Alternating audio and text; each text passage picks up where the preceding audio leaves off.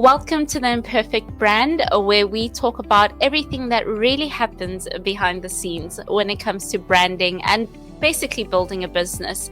It's not always perfect, but the big idea here is that you get started, and we're here to help you figure out what that looks like. So today, I have with me one of my faves, Kelly Whitman.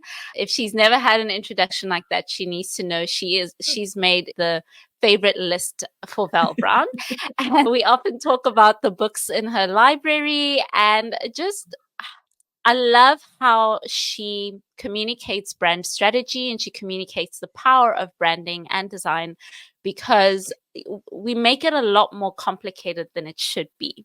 And so Kelly is going to talk to us today about nonprofits or organizations that need branding and basically how to position themselves. I am Valerie Brown. I am a branding consultant and I work remotely pretty much all the time. Today we have Kelly, who's going to introduce herself. Please jump right in. Hello, my name is Kelly Whitman, and as Val mentioned, I am a brand strategist and designer. I started my first brand studio back in 2017.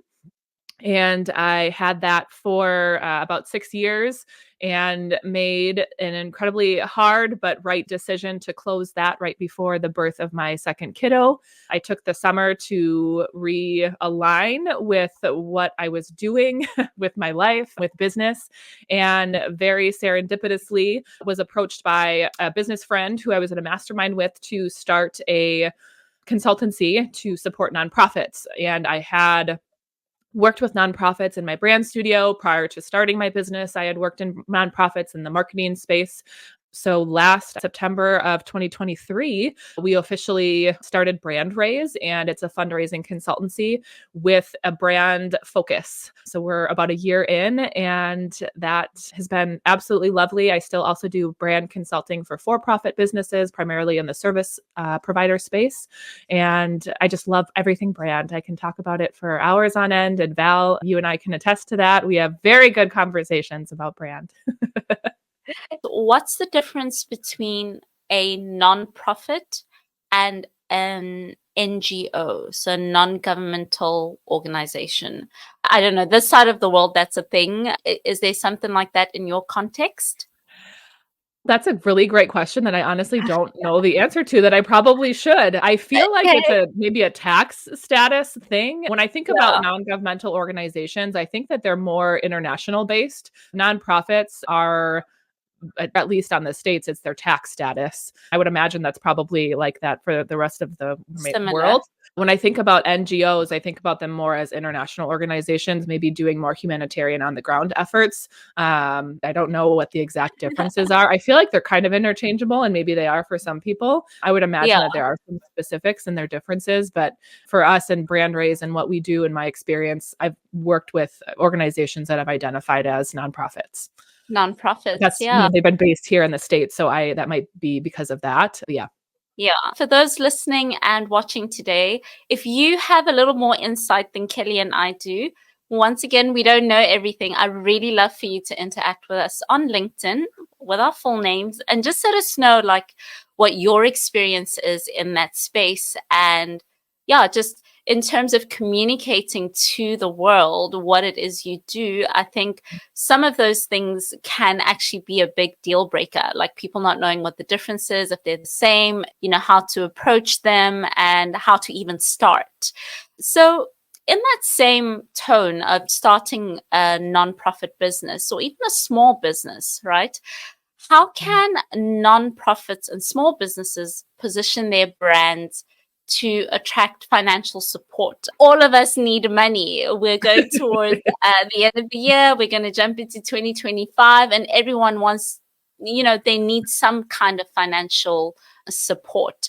What would you say? And does that have anything to do with brand, or is that like separate? Like, no, that's just a sales thing. Yeah. How do we do that? Everything has everything to do with brand, but I'm 100% biased as a brand professional. I think brand touches everything.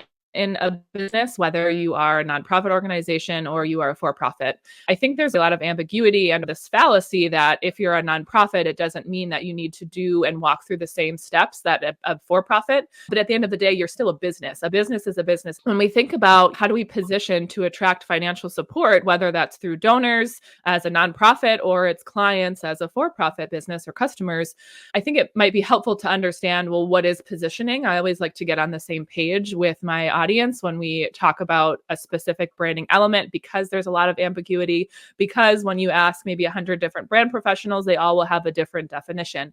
So for me, and what resonates with me, when I think about positioning, I think about it as the art and the strategy of creating an intentional perception that occupies a specific place in the mind of the audience. So ideally, that's your ideal client. And again, your ideal client could be the ideal donor. It's the ideal audience, maybe it's a better way, or the ideal audience persona.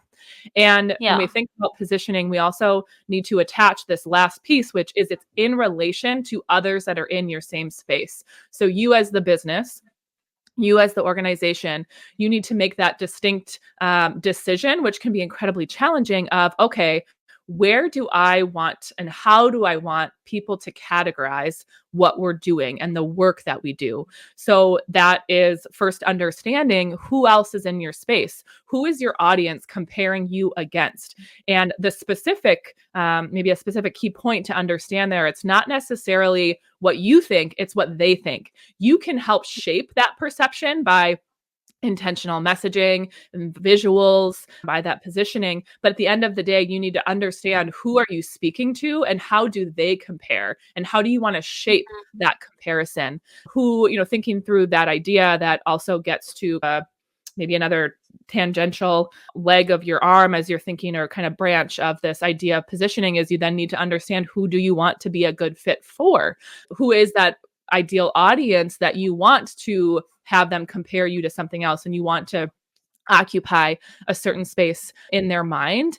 And we can get into this idea, and what's so fun about positioning is for me, it kind of counteracts this idea of scarcity, because when you decide, okay, we want to be in this specific space in our ideal audience's mind, you understand and then can realize that there's enough space for everyone. Yes, especially in the digital business side of things, there is an overabundance of freelancers and service-based businesses, but that doesn't mean that there isn't enough room for everyone, because we all can position ourselves very differently and specifically speak to our target audience and be a great fit for them, which is one of the, I guess, kind of to wrap up, one of the things that I love about positioning so much is it, for me, I feel like it really leads into this idea of abundance and that we can all operate in the same space and we can serve a unique audience with whatever their specific thing that they need. That's quite interesting, because a few hours ago, I had an argument in my own mind about trying to make everyone understand what it is I do, right? Or what my offer is, or what my brand is about. But I also realized that making a connection is, one, it takes time. You have to nurture it. Two, you position yourself. It's kind of like trying to find a partner, right? Someone that, or make a friend with somebody, but you want to be in the spaces that they go to. You want to sort of like similar things to what they like. And so like it's literally moving yourself like a chess piece to be in those spaces. But it doesn't mean you have to change who you are to try and make them understand. I don't know if that makes sense, right? Mm-hmm. Like listening to you describe positioning and who you'd be a good fit for, it also means that there are those you're not going to be a good fit for. And that's okay. Yeah. We don't have to be everything for everyone. And that's the power of branding, right? Another question I have then is, what mistakes have you seen nonprofits make when they are thinking, I'm working on my brand, I'm positioning myself well, and they're just not getting the donors, they're not getting that work? What mistakes have you experienced, and how can we figure out how to fix them?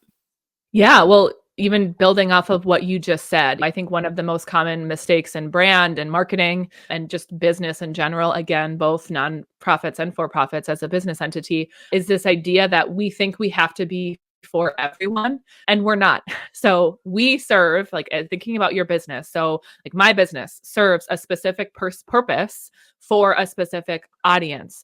An organization has a specific purpose for a specific audience. So thinking about it from that perspective, when we try to put our message out there, we usually muddy it up because we're trying to appease such a vast majority of the people that we're talking to. We try to make sure that this person understands, but then this type of person and this type of person. In an organization perspective, it's okay, I want to talk to the corporate donors, but I also want to talk to the individual donors. I want to talk to the millennials. I also want to talk to the Gen Zers. And I also need to make sure that the Gen Xers understand what we're doing. And it's like, no, who is this thing specifically for? You are creating a thing, whether it's an email or the social media graphic or the flyer. I was just on a brand website strategy call yesterday, actually, with a client, and we were talking about, okay, how can we take their message and for this organization, they specifically serve children ages 0 to 5. They help parents. They have play groups and support groups, etc. But we were talking to physicians. So what do you specifically need as a physician to be able to support this organization? And it was, okay, we actually need a postcard with a QR code. And this is the message that it needs to have because these are the questions that we're commonly getting. So it's serving a specific purpose for a specific audience. That same postcard, if we wanted to then give it to a library, it's probably going to have a different message because our organization is positioned differently for patrons of a library versus a physician who's working in a hospital. So understanding who is that audience and how are they viewing your organization and the work that you're doing in the most impactful way that they understand, and really hitting on their pain points, which gets back to you have to understand who you're talking to. The other mistake that I would say that I see really a lot is not having a defined vision. So again, this gets into positioning, but really more overarching brand strategy as a whole. It's extremely challenging to ask people to give money, to give their time when you haven't clearly articulated where you want the organization to go. You're asking people to get on board of this ship, but you're not telling them where the ship is going. So how can they fully invest and feel comfortable investing? It's not just money, it's also their time when they don't know where they're leading people to. Because most often when we think about, okay, I want a volunteer to come in and get more volunteers, well, how can they recruit other people if they can't tell what those other people, where they're going and how they need to be supportive or what this organization is trying to do? So having a really clear and defined vision is another big mistake that I see a lot. Would you say that being inconsistent in that way with your messaging or with what you're trying to communicate, like the example you gave now, today I'm talking to Gen Z. Okay, now that's not working for me. I'm going to talk to Gen X. Okay, no, that's not working for me. Would that affect the ideal donor or the ideal client's perception of you? And how do we get them to trust you again? And now I need to get back to a place of trust because I have people that I'm caring about as a nonprofit and even as a small business when it comes to your employees, right? You need to make the money, like you said. How does brand empower you to get that trust back? Yeah, well, I think, again, it starts with defining what is the purpose of brand and branding. And for me, what resonates with me is that the reason we have a brand and the reason that we do branding activities is to build that specific connection with a specific audience through a specific message. So if we think about those inconsistencies of whether it's trying to be all things to all people or having inconsistencies with our visuals, it can then become incredibly challenging to get specific, which is the whole point as we think about what branding can do, is to build that connection. And I think the other piece that we need to address is that inconsistencies don't create expectation. So when our audience doesn't expect anything from us, well, then we aren't relevant to them. We are irrelevant to them. So it's really about bringing back that relevancy. And that's what consistency can do. Now, going back to that example that I used of that organization creating a postcard for providers, in a hospital and then creating a postcard for libraries, those are two specific audiences. But you thinking about how brand strategy plays into that, their overarching message is going to be very similar. You're just tailoring that strategy to the specific audience. But at the end of the day, you're saying the same thing, just maybe in a slightly different way because you're appealing to who's reading it. So understanding what your brand strategy is really the foundation for then communicating to these different audiences in an intentional and strategic way so that you can always be saying and having that common thread that's woven into everything that you do, whether you're talking to a provider or you're talking to a library patron. The idea is that you want them to understand who you are as an organization, why you exist, what's your purpose, where are you going, and understand it in a way that's relevant and resonant to them. And that's when we talk about tailoring our message to a specific audience, but having that common thread. And that common thread is what you create when you have a brand strategy. So going back to maybe your question, because I don't know if I answered it, I get off on tangents. How do we build that connection and that trust back? Go back to your brand strategy. Do you have one? If you don't, that's a great place to start. Val, you know this. This is something that you're great at. Like, hire a consultant like Val to say, hey, we don't have our brand strategy. We want to talk to these different audiences, but we don't have that foundation. We need support in that. So going back to the basics is a really great way to then start building back that trust and confidence because you're creating consistency, which then creates that expectation. So this next question is probably going to be a no, but I'm going to throw it in anyway. Okay. Is there a difference between branding or brand strategy, like a very obvious difference for nonprofits versus any other kind of business? I love this question so much because I think the assumption, especially for professionals in the nonprofit space, is that yes, there's a difference. But in my experience, I don't think that there is. Even just getting into the action steps of, I have a 5-phased brand strategy approach that I go through with all businesses that I work with. It doesn't matter if you're a nonprofit organization or a for-profit organization, you still go through the same 5 steps.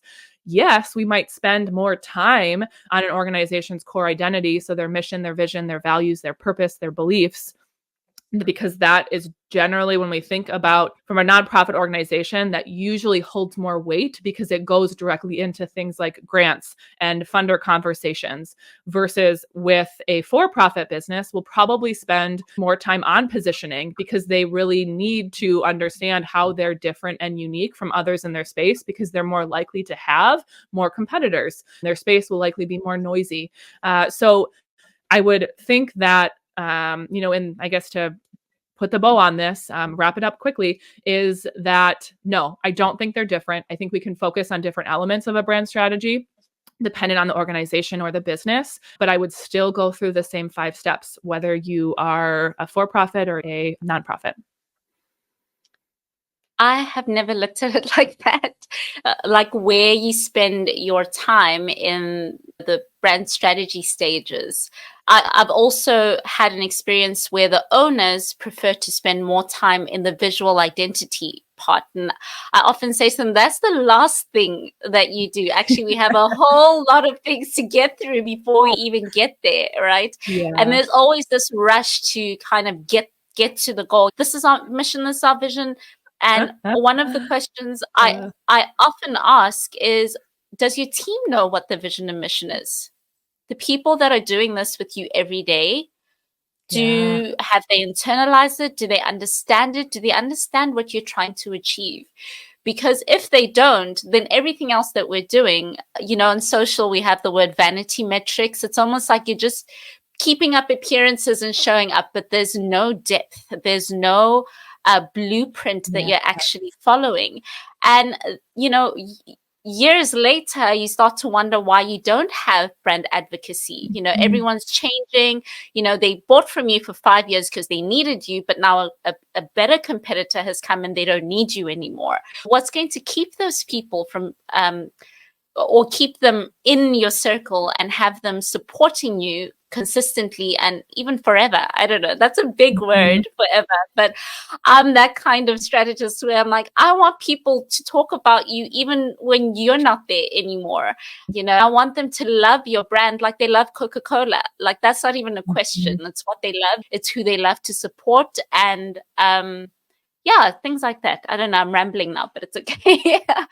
Well, I love Yeah. that So idea of depth. You said something that I just think it needs to be reiterated. The brand strategy is what creates depth within your organization. I think a lot of times organizations, for profit and nonprofit businesses alike, when they hear the idea of brand, it's like, okay, yep, we got to jump into our logos, our fonts, our visuals. And yeah, that's an element of it, but that's not what creates depth within your business and yeah. creates then the people that want to come back again and again and again. So I love that you said that. I think that's a really important piece to just hit on again.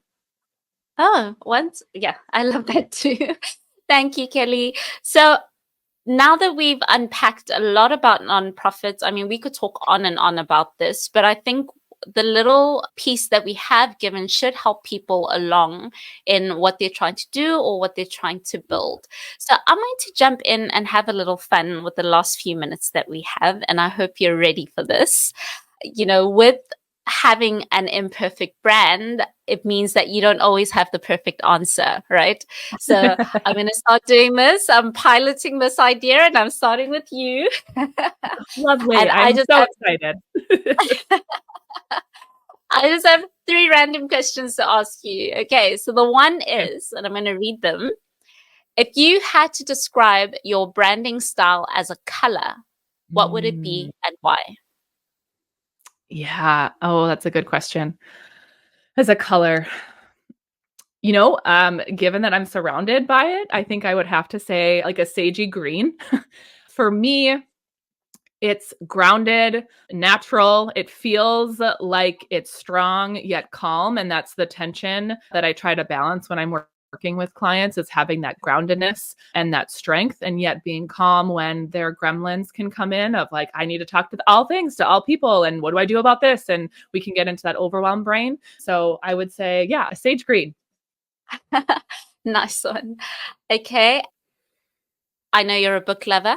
So, your top three books on branding that you would recommend first, and Mm. what's the big takeaway from any of them? You can highlight just one. Top three books. I'm just going to look at my bookshelf.